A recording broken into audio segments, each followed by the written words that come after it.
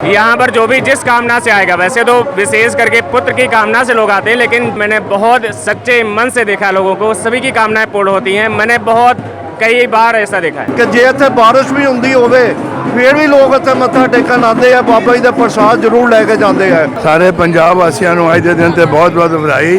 बाबा जी ने अपनी पादुकाएं छोड़ी, परना हटाया और तालाब में छलांग लगा दी उन्होंने। अब माँ देखी इधर उधर कहीं नहीं, सोडी सोडी करके विलाप करने लगी। इतने वर्ष और इतनी मन्नतों के बाद हमारा बच्चा हुआ था, वो भी हमारे साथ नहीं रहा, तो हम भी जीवन जीकर क्या करेंगे। लोग ताने मारने लगे थे। तो बहुत मन्नतों के बाद जब मिला बालक, तो उनके मन में यह अभिलाषा हुई कि हम भी अब जीवन जीने की हमारी इच्छा नहीं है, हम इसमें अपना जीवन समाप्त कर देंगे। बाबा जी ने भी देखा कि माँ हमारी बहुत ज़्यादा व्याकुल है, तो उन्होंने अपने सच्चे स्वरूप का दर्शन दिया सभी भक्तों को।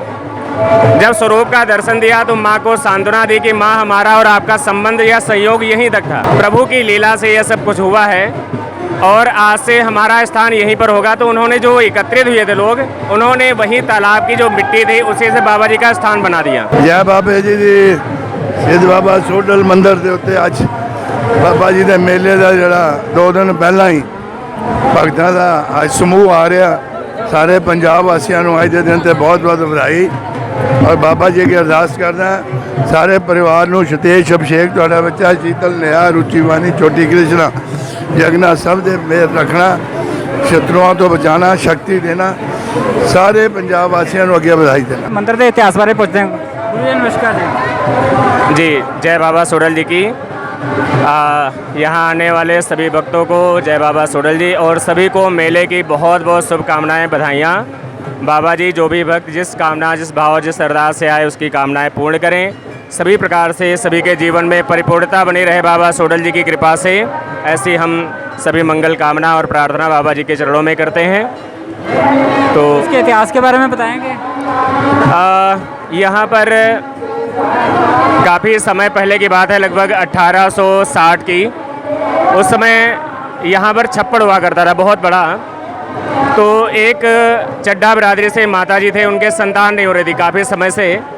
तो किसी ने बताया, काफ़ी परेशान रहते थे, किसी ने बताया कि भाई आप छप्पड़ में वहाँ जाते अपना कार्य करने के लिए। तो साथ में स्वामी जी की कुटिया थी, अत्रि महाराज जी की। तो लोगों ने बताया कि आप वहाँ पर जाकर के वहाँ सेवा करें स्वामी जी की, तो उनके आशीर्वाद से आपके जीवन में वंश और कुल की वृद्धि होगी, ऐसी कामना से। तो वो अपना आते थे, कपड़े वगैरह धुल करके घर जाते थे। पहले आपको बताया जो शहर वगैरह बसते थे या गांव बसते थे, वो कहीं ना कहीं पानी का स्रोत होता, ऐसी जगह पे बसते थे। तो ये शहर के बाहर काफ़ी बड़ा छप्पड़ हुआ करता था। यहीं पर लोग, शहर के लोग आते थे और अपना कार्य जो भी दिनचर्या के होते थे करके और अपने घर जाया करते थे। तो उन माता जी को जब पता चला, तो माता जी स्वामी जी के आश्रम में आकर के सेवा किया करते थे। तो काफ़ी समय जब बीत गया तो काफ़ी परेशान रहते थे माता, उदास रहते थे। एक दिन स्वामी जी ने उनसे भाववश पूछ लिया कि क्या कारण है आपकी उदासी का, क्यों परेशान रहते हैं। तो उन्होंने अपनी व्यथा बताई कि ऐसा है कि काफ़ी समय से विवाह हो गया, कोई संतति नहीं हुई है। तो उन्होंने, क्योंकि पहले के जो साधु संत होते थे वो शहर से बाहर रहा करते थे और कुटिया में अपनी साधनाएं तपस्या करते थे और बहुत तपस्वी होते थे, त्रिकालदर्शी होते थे। उन्होंने योग माया से देखा कि उनके जीवन में कोई संतति का योग नहीं था, लेकिन वो इतने प्रभावित उन माता से थे, उनकी सेवा से थे कि उन्होंने आशीर्वाद दिया कि जाओ बच्चे, आपको कुछ समय के बाद पुत्र रत्न की प्राप्ति होगी, लेकिन कुछ उसको भला बुरा मत करना, नहीं तो आपसे बिछड़ जाएगा।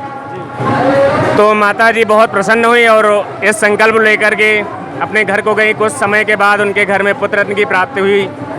बाबा जी का नाम रखा सोडी। सोडी नाम था बालक बचपन का। तो कुछ समय व्यतीत होता रहा। जब बालक 5 वर्ष की अवस्था में आए, माता फिर वही क्रम, उनकी दिनचर्याएँ चलती रहीं। तो माता एक दिन अपना कपड़े वगैरह धुलने के लिए आए यहाँ पर। तो पहले ज़माने में जब लोग 2-4 घंटे के लिए, 5 घंटे के लिए घर से बाहर जाते थे, तो कुछ ना कुछ व्यवस्था खाने पीने की रखते थे, जैसे मट्ठी बना ली या कुछ ऐसा सामान जिससे जो जल्दी ख़राब ना हो और भूख लगने पर जलपान किया जा सके। तो माता कुछ लेकर आती थी। उस दिन वो भाव बस भूल गई, प्रभु की माया लीला थी। तो बालक 5 वर्ष का हो गया, उनकी एक अवस्था हो गई थी। उन्होंने जिद करनी आरंभ कर दी कि कुछ हमें खाने को दो। तो माता जो स्वामी जी ने उनको शब्द कहे थे, जो वचन दिए थे, वो भूल चुकी थी। तो माँ बोली कि बच्चे भी घर चल कर के देते हैं, तब तक आप शांति से यहीं पर खेलो। उनका भी समय आ गया था, बाल हट था, तो वो जिद करने लगे, नहीं अगर नहीं दोगे तो हम इसी तालाब में छलांग लगा देंगे। माता को वो बातें याद नहीं थी, बहुत ज़्यादा परेशान किया, तो माता से 3 बार बुलवाए कि माता बोली कि जा कूद जा।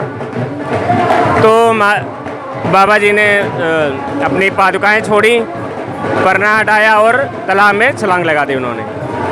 अब माँ देखी इधर उधर कहीं नहीं, सोडी सोडी करके विलाप करने लगी। इतने वर्ष और इतनी मन्नतों के बाद हमारा बच्चा हुआ था, वो भी हमारे साथ नहीं रहा, तो हम भी जीवन जीकर क्या करेंगे। लोग ताने मारने लगे थे।